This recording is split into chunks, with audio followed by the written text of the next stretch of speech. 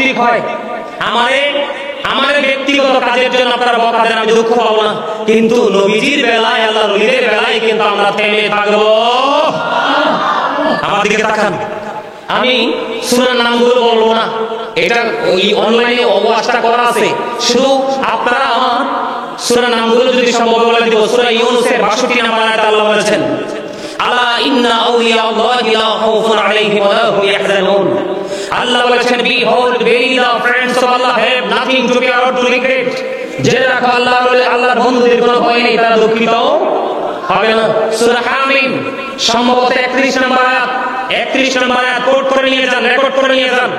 সূরা হামিমের মধ্যে আল্লাহ রাব্বুল আলামিন 31 নম্বর আয়াতে আল্লাহ বলেছেন, নাহনু আউলিয়াউকুম ফিল হায়াতিদ দুনিয়া ওয়া ফিল আখিরাহ। আল্লাহ বলেছেন, we are your protecting friends in the life of the world and in the hereafter। আমরাই তোমাদের বন্ধু দুনিয়ার জীবনে এবং পরকালের জীবনে। দেখেন, এটা আল্লাহর ওলিদেরকে বোঝানো হয়েছে, খেয়াল করে যাবেন। কিন্তু আল্লাহ রাব্বুল আলামিন আরো বলেছেন, আল্লাহ রাব্বুল আলামিন বলেছেন, ইন্নাল্লাযীনা ইউবাইউনাকা ইন্নামা ইউবাইউনাল্লাহু ইয়াদুল্লাহি ফাওকা আইদিহিম। আল্লাহ বলেছেন, যারা আপনার হাতে বায়াত করে তারা যেন আল্লাহর হাতে বায়াত করে। হক্কানি আল্লাহর ওলিদের হাতের উপর আল্লাহর কুদরতি হাত। আর যারা বলেন সুবহানাল্লাহ। সূরা মায়েদার মধ্যে আল্লাহ রাব্বুল আলামিন বলেছেন, ইয়া আইয়ুহাল্লাযীনা আমানুত্তাকুল্লাহা ওয়াবতাগু ইলাইহি ওয়াসিলা। আল্লাহ রাব্বুল আলামিন বলেছেন, হে ঈমানদারগণ, তোমরা আল্লাহকে ভয় করো এবং আল্লাহকে পাওয়ার জন্য তোমরা ওসিলা খোঁজো। এই ওসিলা হলো হক্কানি আলেম এবং হক্কানি আল্লাহর ওলিরা। তাফসীরের কিতাবগুলোতে বিস্তারিত ব্যাখ্যা আছে, আমি আপনাদেরকে বলি। সূরা আল ফজর 29 এবং 30 নম্বর আয়াতের মধ্যে আল্লাহ রাব্বুল আলামিন বলেছেন, ফাদখুলি ফি ইবাদি ওয়াদখুলি জান্নাতি। আল্লাহ বলেছেন, join with my dear people, come to my paradise. আল্লাহ বলেছেন, তোমরা আমার প্রিয় লোকেদের সাথে যুক্ত হও আর আমার জান্নাতে চলে আসো। এখানেও কিন্তু আল্লাহ রাব্বুল আলামিন আল্লাহর ওলিদের কথা বুঝিয়েছেন। আল্লাহ রাব্বুল আলামিন আরো বলেছেন, আপনারা আমার দিকে তাকান। আল্লাহ রাব্বুল আলামিন আরো বলেছেন, ইয়া আইয়ুহাল্লাযীনা আমানুত্তাকুল্লাহা ওয়া কুনু মা'আস সাদিকিন। আল্লাহ রাব্বুল আলামিন বলেছেন, হে ঈমানদারগণ, তোমরা আল্লাহকে ভয় করো এবং আল্লাহ রাব্বুল আলামিনকে পাওয়ার জন্য তোমরা সাদিকিনদের অন্তর্ভুক্ত হও। জোরে জোরে বলেন সুবহানাল্লাহ। আল্লাহ বলেছেন, ইয়া আইয়ুহাল্লাযীনা আমানু, হে ঈমানদারগণ, আতিউল্লাহ, তোমরা আল্লাহর আনুগত্য করো, আতিউ রাসূল, রাসূলের আনুগত্য করো, ওয়া উলিল আমরি মিনকুম, তোমাদের মধ্যকার যারা শায়েখ মাশায়েখ আছে, আল্লাহর ওলি আছে, তোমরা তাদের আনুগত্য করো। জোরে জোরে বলেন সুবহানাল্লাহ। হক্কানি আলেমদের এবং হক্কানি আল্লাহর ওলিদের সাথে যখন আপনি যুক্ত হবেন, তখন আপনি নবীকে চিনতে পারবেন। আর নবীকে যখন চিনতে পারবেন, নবী চিনতে পারলে আপনি আল্লাহ পেয়ে গেলেন। এটা আমার কথা নয়, আল্লাহ বলেছেন, মাইয়ুতির রাসূলা ফাকাদ আতাল্লাহ। He who is the still of Allah. যে ব্যক্তি রাসূলের নির্দেশ মানলো, সে যেন আল্লাহর নির্দেশ মানলো। আমার দিকে তাকান। 1980 সালে আমেরিকার বোস্টন মসজিদে 150 জন গির্জার সুপারিনটেন্ডেন্টের সাথে বাহাস করার জন্য বাংলাদেশ থেকে গিয়েছিলেন শাহপুর দরবার শরীফের পীর সাহেব কেবলা, যার নাম হলো ডক্টর আহমদ পিয়ারা বাগদাদি। 150 জন গির্জার সুপারিনটেন্ডেন্ট ছিলেন একদিকে, ডক্টর আহমদ পিয়ারা বাগদাদি পীর সাহেব কেবলা ছিলেন একদিকে। ইহুদি খ্রিস্টান যারা বক্তব্য দিয়েছে, he that loveth not knoweth not God, for God is love। এরা বলেছে, যে জন প্রেম করে না সে জন আল্লাহকে জানে না, for God is love, আল্লাহই প্রেম। ডক্টর আহমদ পিয়ারা বাগদাদি পীর সাহেব কেবলা বলেছেন, নো, সে বলুন, if you do love Allah, যদি তোমরা আল্লাহকে ভালোবেসে থাকো, follow me মুহাম্মদ সাল্লাল্লাহু আলাইহি ওয়াসাল্লাম, মুহাম্মদ সাল্লাল্লাহু আলাইহি সাল্লামের অনুগত হয়ে যাও, আল্লাহ will love you, আল্লাহ তোমাদেরকে ভালোবাসবে, and forgive your sins, আল্লাহ তোমাদের জীবনের গুনাহগুলো মাফ করে দিবে। আওয়াজ করে বলেন আল্লাহু আকবার। আমি আপনাদেরকে বলে দিতে চাই, গোটা পৃথিবীর মুসলিম উম্মার উদ্দেশ্যে বলে দিতে চাই, এই বাংলাদেশে ইসলামের ঝান্ডা এনেছে আল্লাহর ওলিরা। আজকে যে তোমরা আল্লাহর ওলিদের বিরুদ্ধে কথা বলো, হযরত শাহজালাল মুজাদ্দিদ ইয়ামানি জায়নামাজ বিছিয়ে সুরমা নদী পার হয়ে গেছে, আর তোমাদের মতো কথিত মৌলবীরা তোমরা ইঞ্জিন চালিত নৌকায় উঠলেও পার হওয়ার সম্ভাবনা নাই, ডুবে মরার সম্ভাবনা বেশি। ঠিক কি না বলেন? তাদের বিরুদ্ধে কথা বলে স্পর্ধা কত? আপনি বাড়ি বানাতে হলে ইঞ্জিনিয়ার লাগবে, আপনার সন্তানকে সুশিক্ষা শিক্ষিত করতে হলে টিচিং দিতে হবে, টিচার লাগবে। কথা বলেন না কেন? আমার কথা কি অযৌক্তিক? অযৌক্তিক হলে আপনারা আমাকে এখানে বলবেন। আপনি যদি অসুস্থ হন, ট্রিটমেন্টের জন্য কি লাগবে? ডাক্তার লাগবে। ঠিক তেমনি আপনি পরকাল বুঝতে হলে আপনার প্রেজেন্ট এন্ড ফিউচার, এই দুটোকে যদি ব্রাইটনেস করতে চান, আপনাকে জানতে হবে এই যারা জাননেওয়ালা ব্যক্তি, এদের মধ্যে সবচেয়ে বড় যারা হলো হক্কানি আলেম এবং হক্কানি আল্লাহর ওলিরা। জোরে জোরে বলুন সুবহানাল্লাহ। আমার দিকে তাকান। সাদিকিনের ব্যাখ্যা করতে গিয়ে শাইখ ইসমাইল হাক্কি রাদিয়াল্লাহু তাআলা আনহু তাফসিরে রুহুল বয়ান, তাফসিরে মাঝহারি, তাফসিরে কদরি, তাফসিরে রুহুল বয়ানের মধ্যে আল্লাহর ওলিদের কথা বলেছেন, তাফসিরে মাঝহারির মধ্যে আল্লাহর ওলিদের কথা বলেছেন, কিন্তু তাফসিরে কদরির মধ্যে তিনি আরেকটা যুক্ত করেছেন, হক্কানি আলেম। মনে রাখবেন, সব দাঁড়িওয়ালা আলেম কিন্তু হক নয়। কিছু কিছু আলেম দিয়ে আল্লাহ জান্নাত উদ্বোধন করবে, মনে রাখবেন। আর কিছু কিছু আলেমকে আল্লাহকে জান্নাতে উদ্বোধন করবে। জোরে জোরে বলেন ঠিক না ঠিক? আমি আপনাদেরকে বলে দিতে চাই, এগুলোকে আল্লাহর ওলিদেরকে সম্মান করার দলিল না। এবার আসেন আমি একটু হাদিস শরীফে যাই। হযরত আবু হুরায়রা রাদিয়াল্লাহু তাআলা আনহু থেকে হাদিস বর্ণিত। হাদিস কানে এসেছে মুসলিম শরীফের মধ্যে। আমার দিকে তাকান, আমার দিকে তাকাও যুবকেরা। একজন ব্যক্তি, রাসূল বলেছেন, একজন ব্যক্তি কবরের উপর বসার চাইতে, খেয়াল করবেন, এটা কিন্তু আল্লাহর ওলির কথা বলা হয় নাই। একজন সাধারণ মুসলমানের ইজ্জত, একজন সাধারণ মুসলমানের মর্যাদা বোঝানোর জন্য রাসূল বলেছেন, একজন ব্যক্তি সে তার গায়ে আগুন লাগিয়ে দিল, আগুন লেগে তার শরীরের জামা পড়ে গেল, জামা পড়ে এই আগুন থেকে তার স্কিন, চামড়া পড়ে গেল। এই জামা এবং চামড়া পড়ে যাওয়া অনেক উত্তম একটা মুসলমানের কবরের উপরে শুধু বসার চাইতে। আল্লাহু আকবার বলবেন না? আপনারা মনে হয় আমার কথা বুঝেন নাই। আরে একজন মুসলমানকে মাটি দেওয়ার পরে তার কবরকে সম্মান করতে হবে, দেখলে কবরকে সালাম দিতে হবে। শিক্ষা কে দিয়েছে?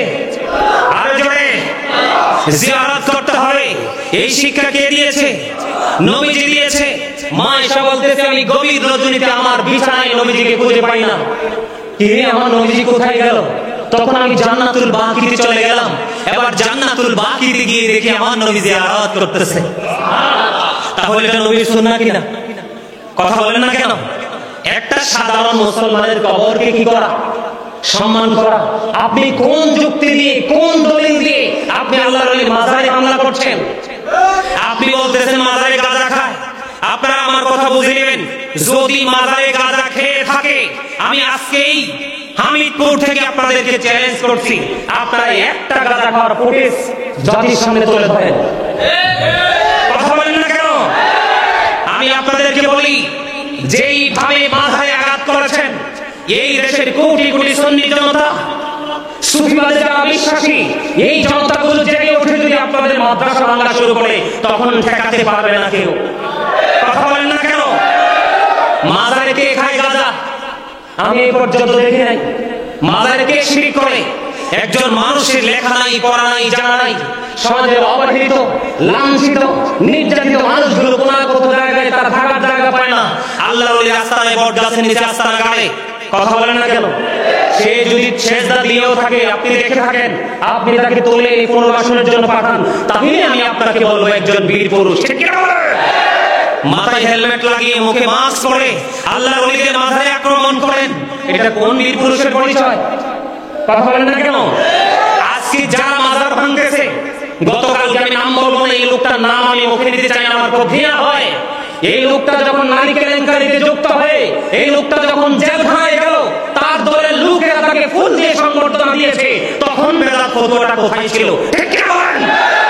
নবীর বেলায় বেদাত, আল্লাহর ওলিদের বেলায় বলে শিরক। কথা বলেন না কেন? এটা কোন দলিল দিয়ে দিয়েছেন ফুলের মালাটা? শুধু ভালো কোনো কাজ করে হয় না, গোটা জানে সে কলঙ্কিত ব্যক্তি। সে বলতেছে মাজার শুধু ভেঙে ফেললেই চলবে না, মাজারগুলোতে আমাদের খানকাগুলো বসাও। মাজারগুলো ভেঙে ভেঙে মাজারের উপরে তোমরা খানকা তৈরি করো, এখানকে বুজুর্গ লোকদেরকে বসাবো। কোন বুজুর্গ লোক? যারা ইয়াজিদকে বলে হযরত ইয়াজিদ, তারা বুজুর্গ লোক। কথা বলেন না কেন? কারবালার মাস আসলে নবীজির প্রেমের গল্প বলে না, আহলে বাইতকে নিয়ে ওয়াজ করে না, ইয়াজিদকে বলে ইয়াজিদ নাকি হযরত ইয়াজিদ। আবার বলে ইয়াজিদের নাকি ইমাম হুসাইনের শাহাদাতের পিছনে কোনো হাত নাই। এরা বুজুর্গ লোক। এই দেশের ফকির দরবেশ বিশ্বাসী মানুষ, এই দেশের সুফি আজম বিশ্বাসী মানুষ, সুন্নি জনতা ঘরে বসে থাকবে না। আপনাদের মাদ্রাসায় কি পরিমাণ বলৎকার হয়, কই তখন তো মাদ্রাসা ভাঙার অনুমতি দেন না। কথা বলেন না কেন? তখন আপনাদের ফতোয়া কি হয়? আপনাদেরকে বলে গেলাম, যুবক ভাই, তোমাদেরকে বললাম, তোমরা আজকে দেখবা প্রতিদিন বাংলাদেশ একটা চ্যানেল আছে, চ্যানেলের মধ্যে দেখবা কত বড় বুজুর্গ, নাম আমার মাদানি। নাম কি? নাম আমার মাদানি। আজকে 8 বছরের একটা মেয়েকে ধর্ষণ করেছে। এই মেয়েটার লাইফ শেষ, এই মেয়েটার মা বাবা সমাজে দাঁড়াতে পারবে না। ঠিক কিনা বলেন? আজকে মাদ্রাসা ভেঙে না ভাঙবো না কেন? নিজের পক্ষে এলে বলে ভালো লাগে, নিজের পক্ষে না হইলে মজা। ঠিক কিনা বলেন? সুন্নিরা যথেষ্ট ভদ্র, সুন্নিরা লাঠি হাতে নেয় না, সুন্নিরা মারামারি করে না, সুন্নিরা ঝগড়া করে না। শেষ কোথায় আছে আমরা দেখবো। ঠিক কিনা বলেন? আর যে বলেন আমার নবী আসছে বেদা ফতোয়া দাও তোমরা। তোমাদের মৌলবীরা কত জলসা করে, কথা বলেন না কেন? এগুলো কোন কিতাবে আছে? এগুলো কি নবীজি জামানে করছিল সাহাবায়ে কেরাম? আমার দিকে তাকান, আমি কি ভুল বলছি কিছু না খারাপ বলছি? এই শিশু শিশু বাচ্চাদেরকে বলৎকার করা হয়, এরকম রেকর্ড আছে, এইরকম রেকর্ড আছে। আপনারা গতকালকে সবচেয়ে বড় কাহিনী তাদের দলের মেয়েটাকে পলবন্দি মাদ্রাসায় ভর্তি করেছে, 12 থেকে 14 বছর মেয়েটা। ধর্ষণ করার পরে 2.5 লক্ষ টাকা দেওয়া হয়েছে, তোমরা এলাকা ত্যাগ করো। তখন কোথায় ছিল আপনাদের মানসিকতা? কথা বলেন না কেন? আল্লাহর ওলিদের মাজারে গাঁজা খায়, যদি গাঁজা খায় এটাকে তোমরা দেখলে প্রতিরোধ করো, প্রতিহত করো। কিন্তু এটা না করে তোমরা আল্লাহর ওলির মাজার ভেঙে দিচ্ছ, আবার বলো তোমাদের খানকা করতে যাও, খানকা করতে। আপনাদেরকে বলি আজকে নবীর প্রেমিক সৈনিকরা সুন্নি জনতা বাঁচার জন্য যদি আলাদা হন তবে কেউ বাঁচতে পারবে না, আর মরার জন্য যদি একত্রিত হন তবে কেউ মরবে না। ঠিক কি বলেন? আমি আপনাদের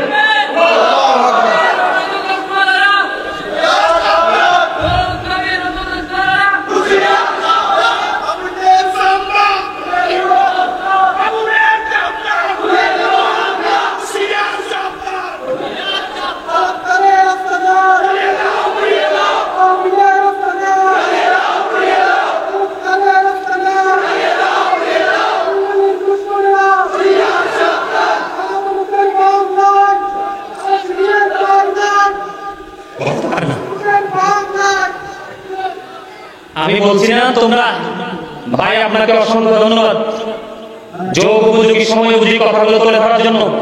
আমি কমিটির লোকদেরকে বলবো আজকে তোমরা এখানে তোমাদের যেখানে এখানে সুন্নিয়ত হচ্ছে, সুন্নিয়ত হচ্ছে চট্টগ্রাম হচ্ছে সুন্নিয়তের রাজধানী এবং আমি বলি আলেমের শহর। আমি বলি এখানে কমিটি যারা আছো যুবক ভাইদেরকে বলছি তোমরা এগিয়ে আসো, মুরব্বীদেরকে উপদেষ্টা বানাও, তোমরা সবাই একত্রিত হও। সমাজ থেকে নবীর দুশমনদেরকে, ওই দুশমনদেরকে বিতাড়িত করতে হবে। আপনারা কি একত্রিত থাকতে পারবেন? একত্রিত হতে পারবেন? কথা বলেন। আমি আপনাদেরকে বলে দিলাম আজকে আমরা নবী ওই দুশমনদেরকে আমরা কি করবো না, ছাড়। এই নীরব থাকার মানেই দুর্বল নয়। কথা বলেন না, কথা বলেন ঠিক না ঠিক? নীরব থাকলে কিন্তু, চুপ থাকলে কিন্তু দুর্বল। চুপ থাকে যারা তাদের ফিলিং কিন্তু ভেরি হার্ড। কথা বলেন না কেন? এত বলৎকার হয়, এত অন্যায় করে, এত অপরাধ করে, তাদের বিরুদ্ধে কোনো বক্তব্য নেই। কথা বলেন। আমি এই যারা বলৎকার করছেন এবং বলৎকারের বিরুদ্ধে কথা বলেন না, নবী ওলিদের বিরুদ্ধে কথা বলছেন, আপনাদেরকে বলে দিতে চাই বুখারী শরীফের মধ্যে হাদিস এসেছে আমরা সুন্নি জনতা কিছু করতে হবে না, আমার মালিকই যথেষ্ট। আল্লাহ রাব্বুল আলামিন কি বলেছেন? মান আদালি ওলিয়ান ফাকাদ আযানতুহু বিল হারবি। আল্লাহ রাব্বুল আলামিন জানিয়ে দিয়েছে হাবিব আপনি জানিয়ে দেন আল্লাহর বন্ধুদের সাথে যারা দুশমনি করবে আল্লাহ রাব্বুল আলামিন তাদের বিরুদ্ধে যুদ্ধ ঘোষণা করেছে। আল্লাহর সাথে যুদ্ধ ঘোষণা করার দুঃসাহস কার? এই আমার দিকে তাকান। আপনারা দেখেছেন কিনা জানি না, সিরাজগঞ্জে আমার কথা হলো তিনি ওলি না। আমি তোমাদের বক্তব্য মেনে নিলাম তিনি ওলি নয়, তিনি একজন মুসলমান, তো একজন ইমানদার। তো সিরাজগঞ্জে দেখলাম একটা মাজারকে ভেঙে চুড়ে আপনার ওই মাজার থেকে তার দেহটাকে উঠিয়ে নিয়ে গেছে, ভেঙে ফেলেছে, মাথাটা বস্তা ভরে নিয়ে গেছে। আমি ওই বলৎকারের সাপোর্টার যারা তাদেরকে বলে দিতে চাই তোমরা মনে হয় এই হাদিসটুকু পড়ো নাই। আল্লাহ রাসূল বলেছে মৃত ব্যক্তির হাড় ভাঙা জীবিত ব্যক্তির হাড় ভাঙার মতো সমান অপরাধ। তুমি কোন মাজারকে, কোন কবরকে সম্মান করতে পারবে না, মেনে নিলাম, কিন্তু অসম্মান করার অধিকার তো ইসলাম তোমাকে দেয় নাই। কথা বলেন দিয়েছে? আপনাদেরকে সজাগ থাকতে হবে। আপনাদেরকে সচেতন থাকতে হবে। গোটা বাংলাদেশের মুসলমানকে ঐক্যবদ্ধ হতে হবে। নবীর প্রেমিক ওলি প্রেমিকদেরকে কি করতে হবে? একত্রিত হতে হবে। ঠিক কিনা বলেন? আপনারা একত্রিত হতে রাজি আছেন তো? প্রতি বছর একটা না যদি সম্ভব হয় বছরে 3টা প্রোগ্রাম করাবেন। যত বেশি প্রোগ্রাম করাবেন আপনাদের ইয়াং জেনারেশনের কাছে এক একটা প্রোগ্রামে এক একটা বিষয় নিয়ে দিবেন আলোচকদেরকে, এক একটা বিষয় সম্পর্কে জানতে পারবে। আপনার পরবর্তী প্রজন্মকেও ঈমান চুরি করতে পারবে না। তার কারণ হলো আল্লাহ রাসূল বলেছেন, আদিবু আওলাদাকুম আলা তালাতি ইহসানিন হুব্বি নাবিয়িকুম ওয়া হুব্বি আহলি বাইতিহি ওয়া আলা কিরাতিল কুরআন। রাসূল বলেছেন, তোমরা তোমাদের সন্তানদেরকে 3টি বিষয় শেখাও। একটা হলো teach the love of the prophet, teach family love, learn to recite the holy Quran. রাসূল বলেছেন, নবীর প্রেম শিখাও, নবীর পরিবারের ভালোবাসা শিখাও এবং কোরআন তেলাওয়াত শিখাও। আপনি আপনার সন্তানকে আগে নবীর প্রেম শিখান, ঈমান, রাসূলের পরিবারের ভালোবাসা শিখান, এটা ঈমান।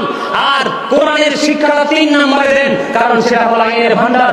এইজন্য আল্লাহ রাব্বুল আলামিন আমি বলি Allah is all in all, follow his law and light for eternal success. আল্লাহ রাব্বুল আলামিন সবকিছুর মালিক, কিন্তু আল্লাহ আমাদের জন্য দুটি নিয়ামত দিয়েছে, একটা হলো ল আর একটা হলো লাইট। কথা কি বুঝতে পারছেন? ল কাকে বলা হয়? লয়ার কাকে বলা হয়? আইন যারা বুঝে, ব্যারিস্টার বা লয়ার বা অ্যাডভোকেট বলা হয়। ঠিক কিনা বলেন? এই ল হলো আইন, আর এই আইনটা হলো কোরআন। আর ল এন্ড লাইট, লাইট হলো নবীজি হলো নূর, নবীজি হলো আলো। দেখেন এরা কত গর্ধব, এরা কত মূর্খ, এরা কত পাগল। নবীজিকে নূর বললে কয়, নবী বলে মাটি। নবীজিকে নূর বলে মাথা খারাপ হয়ে যাও ওদের। এই নবীজি আসার কারণে কি দুনিয়া থেকে অন্ধকার দূর হয়ে গেছে না? কথা বলেন না কেন? দূর হয়ে গেছে না? এইটাই তো নূর। নবীজি আসার কারণে আপনাদেরকে বলি, আজকে যে আমাকে পাইছেন আপনারা মোবাইলে না, আধুনিক প্রযুক্তির মাধ্যমে তো আপনারা আমাকে পাইছেন। তো আমাকে পাইছেন যে এটা আবিষ্কার করলো কে? বিজ্ঞান। কে? এখন বিজ্ঞানটা আসলে কোথা থেকে? কোরআন থেকে। Al Quran the ultimate miracle, the ultimate miracle 19 of the holy Quran. The holy Quran, এই পবিত্র গ্রন্থ থেকে আপনার বিজ্ঞান আবিষ্কৃত হয়েছে। এখন এই বিজ্ঞান কোরআনটা আসলে কার কাছে? আল্লাহর প্রিয় হাবিব সরকারে মদিনার কাছে। কার কাছে? আমার দিকে তাকান, আমার দিকে তাকান। এই পৃথিবী থেকে আকাশটা অনেক দূরে, এত দূরে এটা কল্পনা করা যাবে না। এই গুরুত্বপূর্ণ একটা পয়েন্ট, আপনারা আমার দিকে তাকান। আর জীবনে হয়তো আসতেও পারি, নাও আসতে পারি, এজন্য শিখে রাখেন বিষয়গুলো। আকাশের মধ্যে 200 crore গ্যালাক্সি আছে। তার মানে আকাশের মধ্যে 200 কোটি ছায়াপথ আছে। প্রত্যেকটা ছায়াপথের মধ্যে 10,000 কোটি করে তারা আছে। একটা তারকার নাম হলো নিউট্রন স্টার। এই নিউট্রন স্টার তারাটার 1 চা চামচ পদার্থের ওজন হলো 1000 মিলিয়ন টন। আল্লাহু আকবার বলেন না? একটা তারকার 1 চা চামচ পদার্থের ওজন হলো 1000 মিলিয়ন টন। তাহলে একটা তার ওজন কত হতে পারে? এর করার ক্ষমতা সৃষ্টির কারোরই। বলে হুজুর এখানে কেন আসলে? এত ওজন ধারণ করলো আসমান। আল্লাহ আসমানকে বললো কোরআন নিতে, আসমান কয় না, ভার সহ্য করতে পারবো না। বুঝে নেবেন আমার নবীর শান, আমার নবীর পাওয়ার, আমার নবীর আজমত, আমার নবীর নূর কত পাওয়ারফুল নূর। জমিনের বুক চিরে হয়েছে বিশাল নদী, জমিনের বুকে হয়েছে বিশাল বিশাল অবকাঠামো, জমিনের বুকে দাঁড়িয়ে আছে বিশাল বিশাল বৃক্ষ, জমিনের বুকে দাঁড়িয়ে আছে আপনার আমার পরিকল্পিত সকল কিছু। ঠিক না বলেন? জমিনের কি কোনো কষ্ট হয়? জমিনের কোনো মাত আছে? নাই। এত পাওয়ারফুল, এত লোড সহ্য করতে পারে জমিনকে আল্লাহ বলল কোরআন নিতে। জমিন তো কোরআন নিতে রাজি হলো না, কিন্তু কোরআনটা আসছে কার কাছে? আপনার আমার প্রাণের নবীর কাছে। ল এন্ড লাইট। আল্লাহ রাব্বুল আলামিন আগে লাইট পাঠাইছে। কি পাঠাইছে? লাইট পাঠাইছে। তারপরে লাইটের কাছে ল পাঠাইছে। লাইট এবং ল মিলে এটা 100% ল হয়ে গেছে। কথা বলে না কেন? তার মানে শ্রেষ্ঠ শিক্ষক হয়ে গেছে। সেই নবীকে নূর বললে তারা নূর মানতে রাজি না। তাদের পক্ষের কোন লোককে বলে আবার আমাদের ওই লোকটা নূরানি। আরো জোরে কোন? ঠিক না ঠিক? আমাদের কুমিল্লাতে একটা মসজিদ আছে, রাগ হইতেছেন আপনি? আমাদের কুমিল্লাতে একটা মসজিদ আছে, নূর মসজিদ। কথা বুঝে নিয়ে আমি বুঝাচ্ছি কি, অন্তরের জায়গা থেকে বলছি, এরা কেমন ভাবে নিজেকে নবী দাবি করে এখনো নবী চিনতে পারে না, কেমন ভাবে নিজেকে আলেম দাবি করে তারা এখনো নবীকেই চিনতে পারে না। এই মসজিদ কয়টা? নূর মসজিদ। তেরে নূর হলো কেমনে? এটা দিয়ে বালু সিমেন্ট দিয়ে বানাইছে, এটা নূর হলো কেমনে? কথা বুঝেন এটা নূর হলো কেমনে? এটাতে ইট আছে, বালু আছে, সিমেন্ট আছে, কনস্ট্রাকশন মিস্ত্রি আছে, বানাইছে, এটা নূর হয় কেমনে? হুজুর এটাতে নামাজ পড়া হয়, মসজিদ বানাইছে বাইতুল্লাহ। এখন তুমি যে আমল করার কারণে, তোমার যে গোলামি করার কারণে, যে নামটা করার কারণে এটাকে তুমি নূর মসজিদ বলছো, এইগুলো তো কিছুই হতো না নূরানী নবী যদি না আসতো।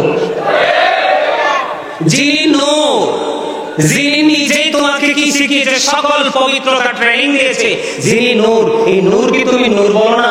যার ট্রেনিং পেয়ে তুমি কাজ করছো তাকে নূরানী বলছো। আমি তোমাকে কত বড় বিবেকবান মানুষ বলবো? কথা বলেন, বিবেকবান মানুষ বলা যায়? আর জোরে বলা যায়? তুমি মিলাদুন নবীতে সিরাতুন নবী পালন করো, আগমনের দিনে তুমি নবীজির কর্মদিবস পালন করো। পাগল ছাড়া ভালো মানুষের কথা কথা বলেন না কেন? আরে ভাই, পাগল ছাড়া কি এগুলো ভালো মানুষের কথা? আরে আজকে আসছে নবী, তুমি যদি সিরাতুন নবী পালন করো 63 ঘন্টা পরে করো, না হয় 63 দিন পরে করো, না হয় 63 মাস পরে করো। কথা ঠিক আছে নি আমার? হ্যাঁ, কথা বুঝে নাই আমার? আরে আজকে তো আইছে, আসার পরে 63 বছর পরে আবার এই পৃথিবী থেকে চলে গেছে। মনের কষ্ট থেকে কথাগুলো বলছি। সম্মানিত উপস্থিতি, আমাদেরকে বুঝতে হবে, আমাদেরকে জানতে হবে, আমাদেরকে শিখতে হবে তাদের যা করছে। আপনি বলেন আমরা মিলাদুন নবীতে জুলুস করছি, এইজন্য আমরা বেদাতি হয়ে গেছি। এই তারা কি রাজনৈতিক ভাবে ক্ষমতায় যাওয়ার জন্য কত কিছু করতেছে না? মানুষ একত্রিত করতেছে না? তো তাদেরকে বলবো, এটার একটা দলিল যে এই কিতাবে আছে, রাজনীতি করার জন্য এত মানুষ একত্রিত করা যাবে। কথা কোন? আমরা একটা বেদাত, আপনারা একটা ইবাদত। কথা কি বুঝে আসছে আমার? কথা বলেন আসে? আরে আমি নবীর প্রেমে খুশি হয়েছি, আল্লাহ বলেছে খুশি হইতে, আমাদের তুমি বেদাত বলে চালিয়ে দিলা। আর তোমরা যে লাঠি সোটা দিয়ে মাজার ভাঙো, কত ধরনের কর্ম করতেছো, তোমাদের সবগুলো বেদাত। যাই হোক, সম্মানিত উপস্থিতি, অনেক সময় দেরি করে ফেলেছি, অনেক লম্বা সময় হয়ে গেছে, আমি আসলে আলোচনা করতে চাই না। আমি আপনাদেরকে একটা কথাই বলতে চাই, আপনার ঈমান যদি থাকে আপনি অল্প আমল দিয়ে আসল জায়গায় যেতে পারবেন, ঠিক কিনা বলেন? আর ঈমান যদি না থাকে, পাহাড় পরিমাণ আমল দিয়ে কোনো লাভ হবে? কথা বলেন হবে? আর যদি হবে, সারা বাংলাদেশ থেকে আমাদের মুরব্বী যারা আছে, কেন্দ্রীয় কমিটিতে যারা আছে, তারা যখন আমাদেরকে ডাক দিবে, কেউ অসুস্থতার অজুহাত দিয়ে, কর্মের অজুহাত দিয়ে ঘরে বসে থাকবো না। আমরা জাতীয় ঐক্য গঠনের মাধ্যমে আমরা গোটা বাংলাদেশে সুন্নিয়তের জাতীয় ঐক্য গড়ে তুলে গোটা বাংলাদেশ থেকে আমরা এই বলৎকারদেরকে নিপাত করবো, ঠিক কিনা বলেন? আমার কথা একমত? ইয়া রাসূলুল্লাহ,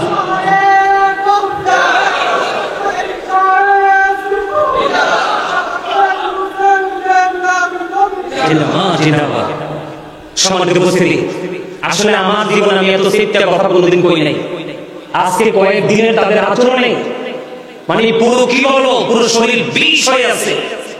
তাদের আচরণ, তাদের ব্যবহার, আপনি কি বলেন? একজন জিন্দা মানুষকে মেরে ফেলা, তারা মানুষকে মেরে ফেলা, কোন অন্যায়, কোন অপরাধ ছাড়া। এরা আবার বলে আল্লাহর ওলির দরবারে শিরক হয়। মানুষ হত্যা করা কোন কিতাবে পাইছেন? এটা জায়েজ? কথা বলেন, এটা জায়েজ? আরে কোন মুসলিম দেশে কোন বেঈমানকে পর্যন্ত হত্যা করা যাবে না। আপনি যদি কোন মুসলমান দেশে কোন হিন্দু, খ্রিস্টান, বৌদ্ধকে আপনি হত্যা করেন পাওয়ার দেখাইয়া, কাল হাসরের দিনে গোটা জাতির হত্যা দায়ী নিয়ে জাহান্নামে যেতে হবে। কি মনে করছেন এত সহজ? সম্মানিত উপস্থিতি, আজকে জুমার রাত আমি আপনাদেরকে বুঝাইতে চাইছি নবীজির মর্যাদা, নবীজির পাওয়ার। আবার যদি কোথাও দেখা হয়, নবীজির আরেকটা সাইড নিয়ে আলোচনা করব। নবীজিকে নিয়ে আলোচনা শেষ নেই। আপনারা অনলাইনে, আমি যদি আর নাও আসতে পারি, আপনাদের সাথে দেখা না হয়, আপনারা অনলাইনে দেখবেন। কোথায় দেখবেন? অনলাইনে দেখবেন। আর আজকে আমি আপনাদেরকে একটা বিনীতভাবে অনুরোধ করবো, আমি পরে মিলাদ কেমন হবে হবেনি, আরো ধরে নবীজির দাঁড়িয়ে সালাম দিল বলে আমরা বেদাত করি। আরো ধরে কোন সূরা ফাতির 9 নম্বর আয়াতে আল্লাহ রাব্বুল আলামিন বলতেছে, ওয়া তুআযিরুহু ওয়া তুআক্কিরুহু, আল্লাহ বলতেছে help him and respect him, তোমরা আমার হাবিবকে সাহায্য করো এবং সম্মান করো। আরে আমরা তো নবীর সামনে দাঁড়াইছি, আর তো কিছু না। তুমি আমাদের কাজটা দেখতে পাইলা, হৃদয়ের প্রেম দেখতে পাইলা, দেখতে পাও নাই, তার মানে বোঝা যায় তুমি লেবাসে যদিও ফুল বাগানের মতো, কিন্তু ভিতরটা পুরো অগ্নিকুণ্ড। কথা কন না কেন? ঠিক না ঠিক? মনে রাখবেন, প্রেম যদি থাকে আগুন হবে ফুল বাগান, আর প্রেম যদি না থাকে ফুল বাগানই হবে আগুন। হ্যাঁ, বুঝে নিতে হবে। আর জোরে বলেন, আমার কথা কি বুঝতে পারছেন? আর জোরে। আমি আজকে আপনাদেরকে একটা অনুরোধ করবো, সেই অনুরোধটা হলো, আমার একটা ফাউন্ডেশন আছে, গাজী ফাউন্ডেশন, আমি আপনাদেরকে দাওয়াত দিয়ে যাই। কারণ আমাদের দেশে অনেক নবীর দুশমনেরা ভাবে আমাদের লোকগুলোকে পর্যন্ত দুর্বল করে ফেলতেছে বিভিন্ন ধরনের মিষ্টি মিষ্টি কথা বলে বলে, তারা তাদের স্বার্থ হাসিল করতেছে। নবীজি বলে গেছে, তাদের জবানের কথা হবে মধুর চেয়ে মিষ্টি, চরিত্র হবে ফেরাউনের মতো, আত্মাটা হবে বাঘের মতো হিংস্র। বুঝে নেবেন কিন্তু ওই সমস্ত মৌলবীদের থেকে দূরে থাকতে হবে। ওয়াইয়াহুম লা ইউদিল্লুনাকুম ওয়া লা ইফতিনুনাকুম, তোমরা তাদের থেকে দূরে থাকো, তাদেরকেও তোমাদের থেকে দূরে রাখো। Stay away from them, keep them away, তোমরা তাদের থেকে দূরে থাকো, তাদেরকেও তোমাদের থেকে দূরে রাখো। কেননা তাদের সাথে মিশলেই তোমরা পথভ্রষ্ট হয়ে ফিতনায় পড়বে, তারা যেন তোমাদেরকে পথভ্রষ্ট করতে না পারে, ফিতনায় ফেলতে না পারে। এই জন্য তোমরা যতই মিষ্টি কথা বলো, তাদেরকে তোমরা জায়গা দিও। আসবে সুই হয়ে, বের হবে ফাল হয়ে। কথা বলেন ঠিক না ঠিক? আর জোরে। আমি আপনাদেরকে কিন্তু ভাবে অনুরোধ করবো, গতকালকে আমরা বিশাল একটা টাকা বলবো না, আমরা যাদের ঘর বাড়ি ভেঙে গেছে প্রায় 42টা পরিবারকে আমরা নগদ অর্থ দিয়েছি গতকালকে। আমাদের আরো কর্মসূচি আছে, আমরা দিব। আপনারা সবাই গাজী ফাউন্ডেশনের দিকে নজর রাখবেন। আপনারা আপনাদের এরিয়াতে দান করবেন। দানের পরে যদি আপনারা কোনো জায়গা না পান, বলে আমি 500 টাকা দান করবো আমার গাজী ফাউন্ডেশনে, এই ফাউন্ডেশনের মধ্যে অ্যাকাউন্ট এবং বিকাশ নগদ সবগুলো নাম্বার দেওয়া আছে। আপনারা অনলাইন থেকে আমাদের সকল কর্মকাণ্ডগুলো, কর্মসূচিগুলো দেখতে পাবেন। আর যদি মনে করেন যে হুজুর আজকে আপনি 1 টাকাও যদি মনে করেন যে আমরা গাজী ফাউন্ডেশনে, এটাতে শুধু অসহায় দুস্থ অবহেলিত সমাজের আপনার যে মানুষগুলো একেবারে অবহেলিত, সেই মানুষগুলোর জন্য কাজ করা হয়। এখানে কিন্তু সুস্থ মানুষের কোনো কাজ করা হয় না। যদি আপনারা মনে করেন যে আজকে আপনারা দিবেন 1 টাকা 5 টাকা, আপনারা দিতে পারেন। এটা হলো অসহায় মানুষের জন্য সাহায্য। এটা শুধু কুমিল্লা না, গোটা বাংলাদেশ নিয়ে আমরা কাজ করব। গোটা বাংলাদেশ, যেখানে দেখবেন সুন্নিয়তের পক্ষ থেকে, আমাদের আহলে সুন্নাত ওয়াল জামাতের পক্ষ থেকে আমরা গাজী ফাউন্ডেশনের মাধ্যমে গোটা বাংলাদেশে আমরা কাজ করব। আমাদের পাশে থাকবেন, আমাদেরকে সাপোর্ট দিবেন। আমি এই প্রত্যাশা আপনাদের কাছে ব্যক্ত করব।